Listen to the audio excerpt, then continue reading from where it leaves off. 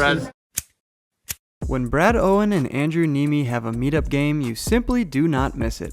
I'm a 3-hour drive away, but we make it happen anyways, and I arrive at the Hustler Casino. I'm an hour late and they already have over 10 tables. I chat with Andrew and then with a few fans of my vlog.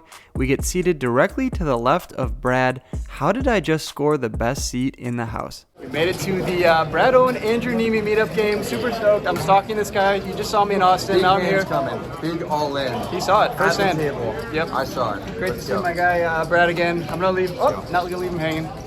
Good luck later, Brad. We chat for a bit and then we're off to the races in the 5-5 game. I'm in for $1,000. First hand of the night, I look down at pocket aces. What is my luck? I'm on the button and the +1 opens it up to $20. The early position player calls. Obviously, I'm gonna come in for a raise here from the button. I make it $75. No shortage of action just yet. Both players call. We're going 3 ways to the flop. There's not too many boards that you fear when you have pocket aces, and queen deuce deuce is definitely one of those boards I'm not scared of. When the action checks over to me though, I look to go for a little bit of deception here, and I check my aces back. A lot of you guys might be saying I probably should be betting here, and I agree with you, but it's good to have some balance sometimes and confuse opponents. For instance, if the +1 or early position has a hand like king, queen, queen, jack, we're now going to get 2 streets of value. However, if I bet the flop, turn, and river for large sizings, a hand like king, queen, or queen, jack can get away from its hand by the 3rd street. So when I check behind, there's 235 in the middle, and the turn comes the jack of diamonds. Even a hand like queen, jack now doesn't scare us because we have 2 pair, aces, and deuces. +1 checks it over to early position, and now he fires out for $100. Actions over to me. Out of the 3 options that we have, I think I like 2 of them. Obviously calling is good, but raising also has some merit. We could be targeting a hand like queen jack, king queen, and they'd probably have to call a raise like $250, $300 here. In the moment though, I decide just to flat call the $100, looking to bring in the +1 position player as well. Unfortunately though, he finds a fold and we're off to the river, which doesn't change anything. It comes to 7 of clubs. Unless of course early position is playing my favorite hand, pocket 7s, in which case he would have just boated up. Can't be too scared of that, and I'm even less scared when early position checks it over to me. I need to go for value now. I have the opponent covered. He has 250 left in his stack. There's 435 in the middle. That's a no-brainer all in for me. I rip it in, and the opponent pretty quickly calls. I turn over my aces, and he mucks his cards. We get this cool footage here from our buddy Marsh, and when he mucks his cards, we're going to take down that nearly $1,000 pot right off the bat. Crazy. First hand I play here at the table with Brad. These are some beers. Beers incoming. Watch out for that. Louise. Cheers, brother. It's running good, baby. Woo! Running good. After a celebratory beer with our buddy Marsh, we walk back downstairs and look down at pocket nueves here from the small blind.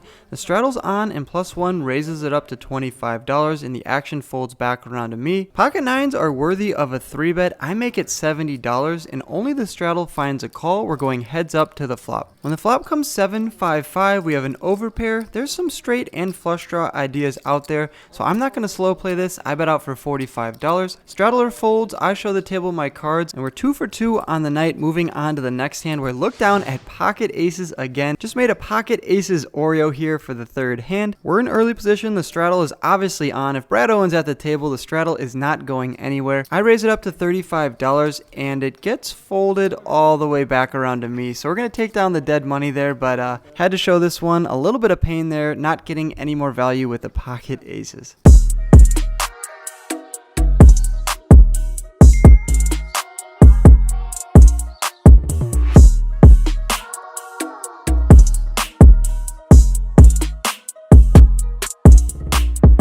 Real quickly, you guys, if you appreciated the fact that I drove 3 hours to make this video with Brad and Andrew, please do me a favor and hit the like button. Also, if you guys are new, hit the subscribe button. Have a ton of cool videos coming up in the works. And now let's get back to the meetup game. Going back and forth here, we have pocket 9s again. What is going on? I'm on the button and the cutoff raises it up to $15. I 3-bet it up to $45. In the big blind is the only person that calls. We're going heads up to the flop, which comes queen 9-8. Bang! We flop middle set. Dream scenario, there's there's some flush and straight draw possibilities out there, and he checks it over to me. 120 out there, and I go for a bet of $50, and he pretty quickly calls. We're still heads up to the turn. When the turn comes the king of diamonds, it doesn't really change anything. A hand on the flop like king queen now makes 2 pair, but we have that beat with our trips. If we're behind a hand like jack 10, we are already behind on the flop, and I say that because the big blind now bets out for over pot. He fires out 3 white chips, $300 into the $220 pot. What are you guys doing here? I actually think it's a pretty easy decision. We're obviously never folding our set. If we're behind a hand like jack 10, the board could pair in the river and we'll take it down and stack them. He could be doing this with a flush draw, maybe 2 pair like king queen, but $300 into 220 is definitely an interesting size bet. He only has around $500 in his stack, only 200 left behind. If he had a drawing type hand and I just call, he could miss on the river and then just check it over to me. I'd bet and he folds. So for that reason, I like getting the money in now. Like I said, we're only really behind a hand like jack 10. I don't really expect him to have queens or kings. So I rip it all in for $500 and he snap calls. He's not letting it go for an additional $200. I did not expect him to do so. In the river comes a black 5 of spades. That's a dream card for us.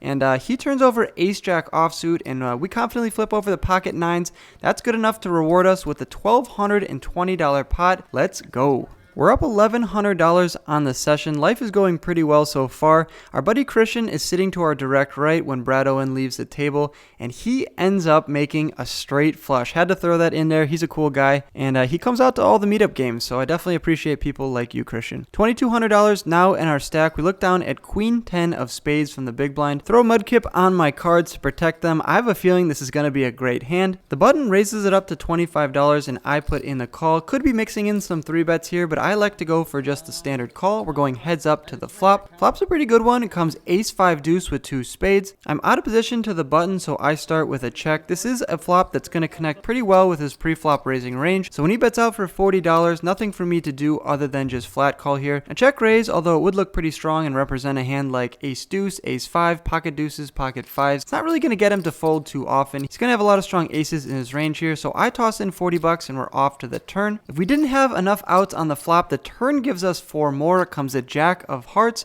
We now pick up the gutter to Broadway, and I check it over to the button for a second time. If he bets again here, he's representing a strong hand. I'd probably just have to flat call again, but he ends up checking behind, which brings in the king of diamonds on the river. Bang, we get there and make Broadway. Dream spot for us. Do I bet big or bet small here? I think when he checks back the turn, it's unlikely he'll have a hand like ace king, ace queen, ace jack. So I decide to bet small here for value, targeting any pocket pairs, maybe any weak aces like ace 10, ace 9. I bet out for $55. What surprises me though is when the button doesn't fold or call, he goes for the raise to $200. I doubt this is a bluff. I have spades in my hand, so it's less likely he's turning a hand that has spades in it into a bluff. For that reason, and because I have the nuts on this board, I have Broadway. I have to rip my entire stack in here. How long do you guys take here on the river before ripping it in? Do you do a little bit of Hollywooding, or do you just smash it all in right now? I go for a hybrid of the both. I take about 10-15 seconds and then rip it all in for $700.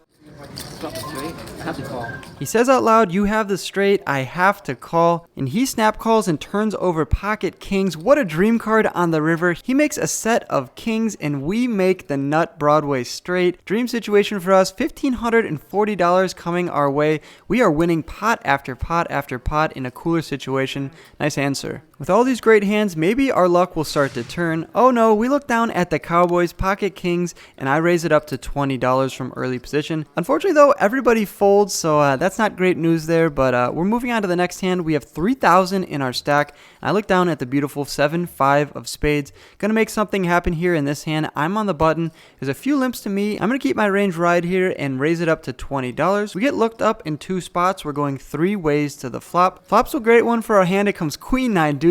Just kidding, you guys. Absolute disaster for us. But when it checks to me, I bet out for $15. Looking to just continue the betting lead and thin out the field a little bit. That's what it does. We get rid of 1 player and just middle position finds a call. And the king of spades peels off on the river. I didn't bet the flop to miss the turn and check it behind. I also have a few beers in my system, some liquid courage. So when it checks to me, I bet out for $80, representing a strong hand like ace queen, maybe king queen, ace king. Good news for us, he goes into the tank. He's definitely in a tough spot here. Little does he know, I just have 7 high and a dream, but my $80 bet is good enough to represent a strong hand, and he mucks his cards, so we're taking down yet another pot here on the night.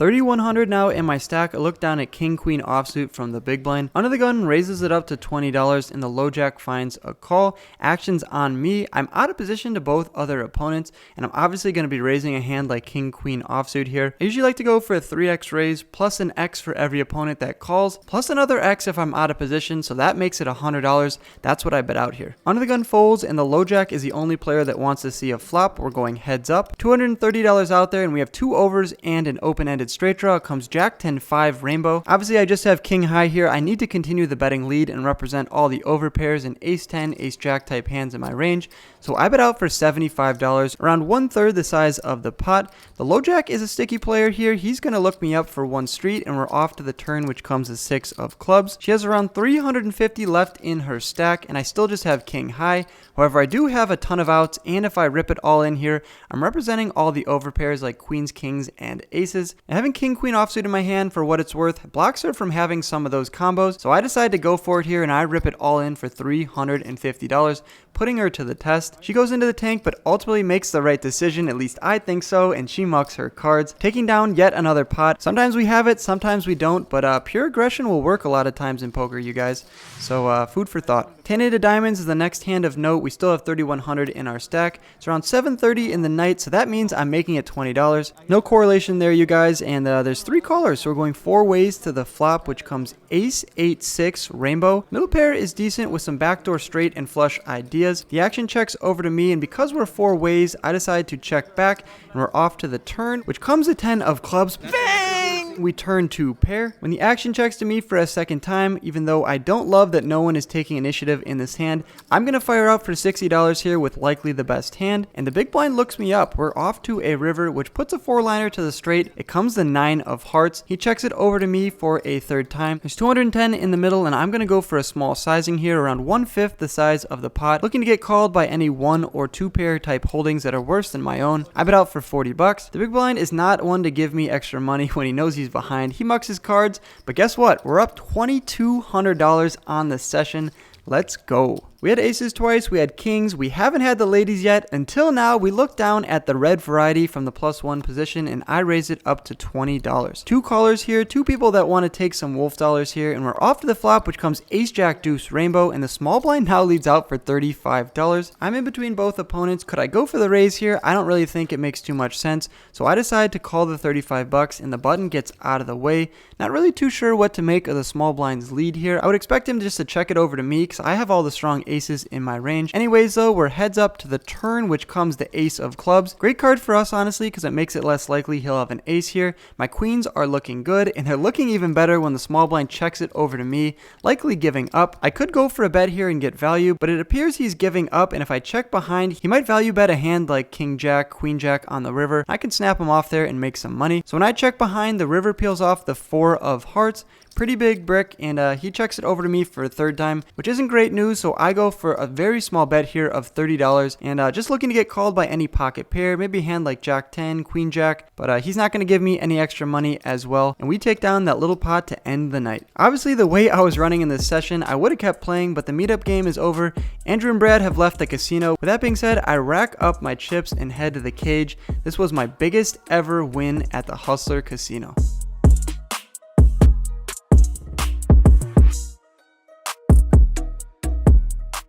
Alright, you guys, wrapping up this 4-hour session here. Got into the game for $1,000, out for $32.31. Profit of $22.31. Met some legends, Brad Owen, Andrew Neeme, super cool guys. Bought us a beer at the end. Absolute insane session. Ran like God there, and always love the Hustler. Marcelo's gonna play next time. We're off to a home game now. That'll be the next video you guys see. Marcelo's gonna hop into that 1-2-1 cap. So if you guys like this video, be sure to hit the thumbs up and subscribe to see that home game. It's gonna be a blast. As always, good luck on the felt. As always, I'll catch you guys in the next video.